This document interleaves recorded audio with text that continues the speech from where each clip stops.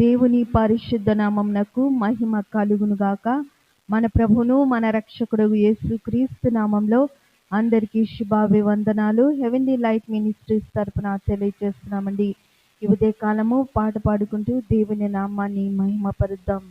హల్లెలూయా. భూమి ఆకాశములు సృజించిన యేసయ్యా నీకి స్తోత్రం. నీ ఆశ్చర్యమైన క్రియలు నేనెలా మరచిపోదును. నీ ఆశ్చర్యమైన క్రియలు నేనెలా మరచిపోదును. హల్లెలూయా హల్లెలూయా హల్లెలూయా హల్లెలూయా హల్లెలూయా హల్లెలూయా హల్లెలూయా హల్లెలూయా హల్లెలూయా హల్లెలూయా. భుజంగములను అణచివేసి కాచినవు నన్ను, ఆపదలో చిక్కుకొనగా నన్ను లేవనెత్తితివి. భుజంగములను అణచివేసి కాచినవు నన్ను, ఆపదలో చిక్కుకొనగా నన్ను లేవనెత్తితివి. భూమి ఆకాశములు సృజించిన యేసయ్యా నీకి స్తోత్రం.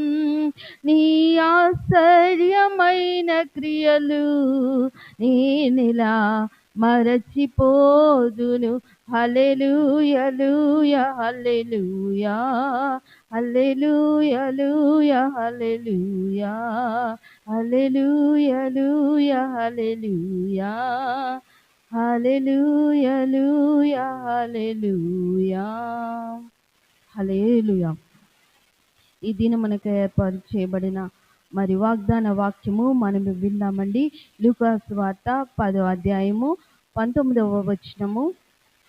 లూకాసు వార్త 10వ అధ్యాయము 19వ వచనం. ఇదిగో పాములను తేళ్లను త్రొక్కుటకు శత్రు బలమంతటి మీద మీకు అధికారము అనుగ్రహించి ఉన్నాను.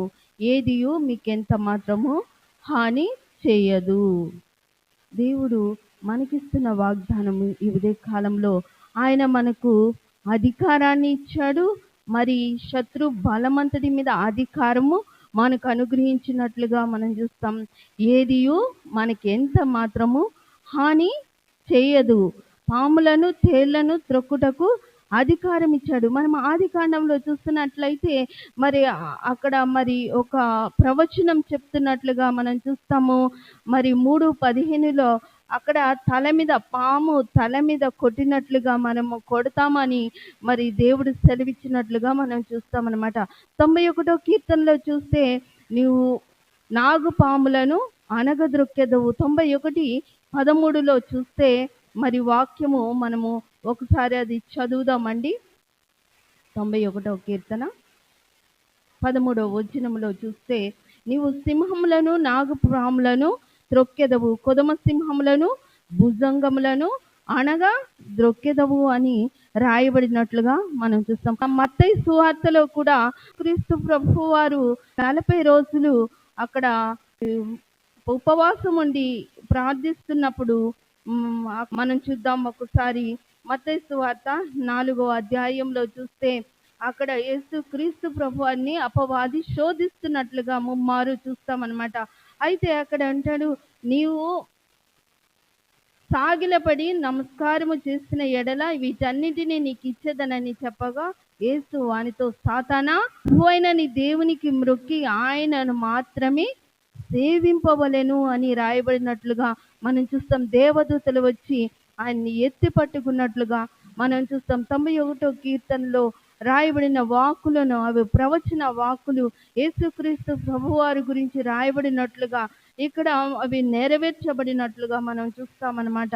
యేసుక్రీస్తు ప్రభువారు మరి దేవుడు మనకి అధికారాన్ని ఇచ్చారు. యేసయ్యకి అధికారం ఇచ్చారు.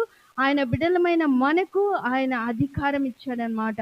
అందుకే ఎబెసీ పత్రిక 6వ అధ్యాయంలో మనము ఆ యుద్ధోపకరణములు ధరించిన వారంగా అపవాది కుతంత్రములను మనం ఎరిగిన వారుగా మనము వాటిని ఎదిరించాలని రాయబడినట్లుగా మరి దేవుని వాక్యమును మనము ధరించిన వారంగా స్థిరస్థానము సిద్ధ మనస్సును జోడు తొడుగుకొని మరి అపవాదిని ఎదిరించాలి.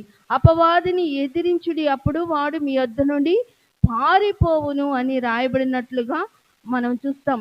1 పేతురు 5వ అధ్యాయంలో కూడా వాడు గర్జించు సింహము వలె ఎవరిని మృంగుదునా అని చూస్తున్నాడు. కనుక వాడిని మనం ఎదిరించే శక్తిని మరి అధికారము దేవుడు మనకు అనుగ్రహించి ఉన్నాడు. గనుక పాములను తేళ్లను త్రొక్కుటకు అధికారము అనుగ్రహించి ఉన్నాడు అని రాయబడినట్లుగా మనం చూస్తాం అన్నమాట. దేవుడు మనకు ఆ అధికారం ఇచ్చాడు. 2 కొరింథీలో కూడా 10:5లో కూడా యుద్ధోపకరణములు మన శరీర సంబంధమైనవి కావు గాని దేవుని ఎదుట దుర్గములను పడద్రోయజాలినంత బలము కలిగిగా ఉన్నట్లుగా మనం చూస్తాం అన్నమాట. క్రీస్తు వైపు చేర్చటానికి అనేకులను మరి అపవాది కుతంత్రముల నుండి విడిపించటానికి దేవుడు మనకు యుద్ధోపకరణములు అనుగ్రహించున్నాడు. శత్రువుని ఎదిరించడానికి మనకి అధికారము ఆయన అనుగ్రహించినాడు.